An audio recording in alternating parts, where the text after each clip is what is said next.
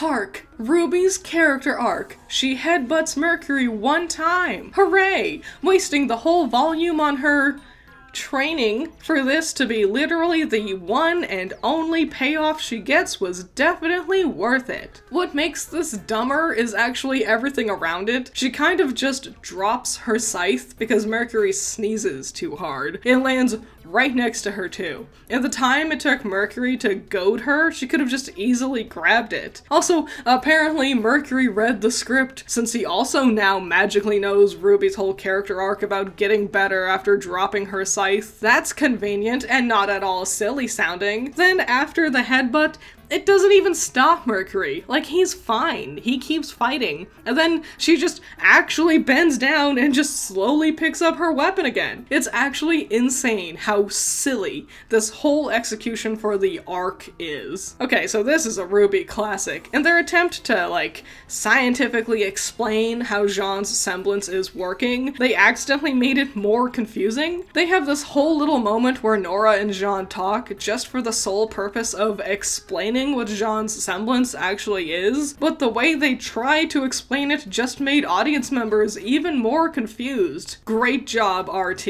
Oh hey, Adam's here. I had forgotten. Blake's here with her army of subservience to humanity, and this is silly, but it is also cool. It's a double-edged sword. The big spotlight, the slow motion, the heavy hit, stylistically, it's cool, but story-wise, it's silly. This being the big rematch between Blake and Adam is bad. This is the first time she's faced him since the fall of Beacon, and Blake only has quippy one-liners to say, and Adam acts like a parody of a drama scene. Also, this one punch kind of also is the end of the White Fang plotline. After this, the background characters finish off the 3 grunts Adam brought with him, and then the White Fang is just done. The White Fang was the main adversaries for the RWBY girls for the first 3 volumes, and even volumes 4 and 5 up to this point heavily focused on the White Fang's political reach, especially from Blake's perspective. So to have that whole plot point all just kind of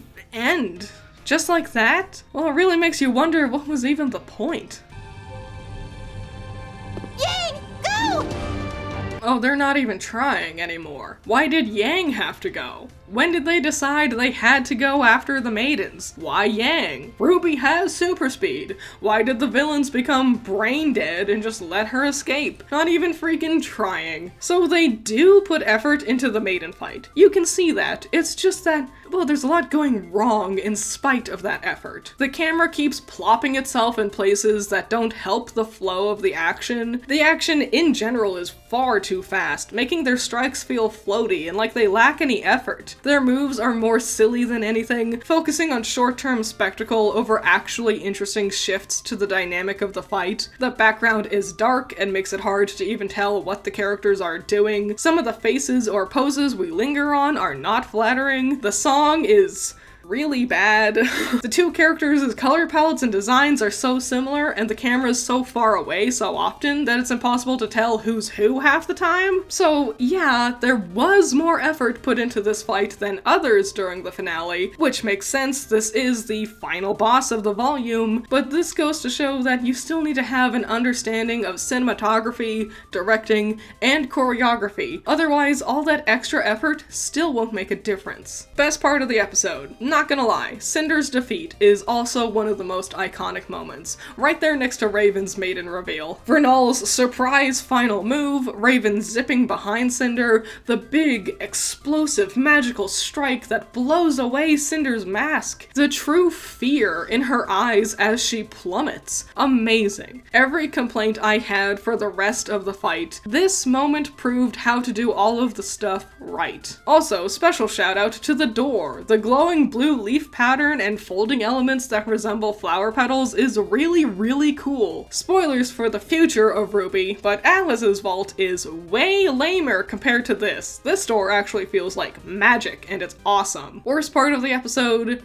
clearly, they didn't know what Blake should really be doing with herself here. She doesn't even really get to do anything. She shows up, kind of stands around for a little bit, didn't even get an impressive monologue or anything. Everyone else in the scene is more notable than Blake, and this is supposed to be her big moment. She hits Adam, then just randomly wanders into the opening of the school like she's a tourist, then just runs away again. I theorize these last 4 episodes were originally just 1 or 2 episodes, but they decided to arbitrarily stretch them out, and I think Blake's story is the one that suffered the most from this, because the whole pacing and flow of events from her storyline here is so weirdly done. This lands as number 10, which means there's only 1 spot left for the last episode of the volume. And yeah, it's not gonna be good. You're a jerk. You're a jerk. Jerk. Jerk. Jerk. Jerk. Jerk. So, what I'm doing is I'm going to be reviewing a new episode of RWBY every day for the month of October. There's a handy-dandy playlist of all the episodes in order, and a playlist from last year where I covered volumes 1 through 3. I hope you all have fun with the series. If you want to see the next episode a day early, consider becoming a patron. On that note, shout out to my $10 patrons. You're all amazing. Andrew, Valhalla Knight, Chamomile, Classy Critic, Noah Perkins, Sunny Shy, Jake, Amber, Hype Man, Isaiah, Scaring Crows, Not All That Evil, Holly, Boy Howdy Boy, Jacob, Ben Sketchbook, Rain, Omega Fighter, Trash, Wild Pilot, Josh, Twisty, Juan, Bunkin Duncan, Lycan99, Hoodie Angel, Ranger, Hut Mutt Butt, Cloudy Days, The Enigma, C1 Trooper, Sean, Primo Rune, Steve, and Overhypen.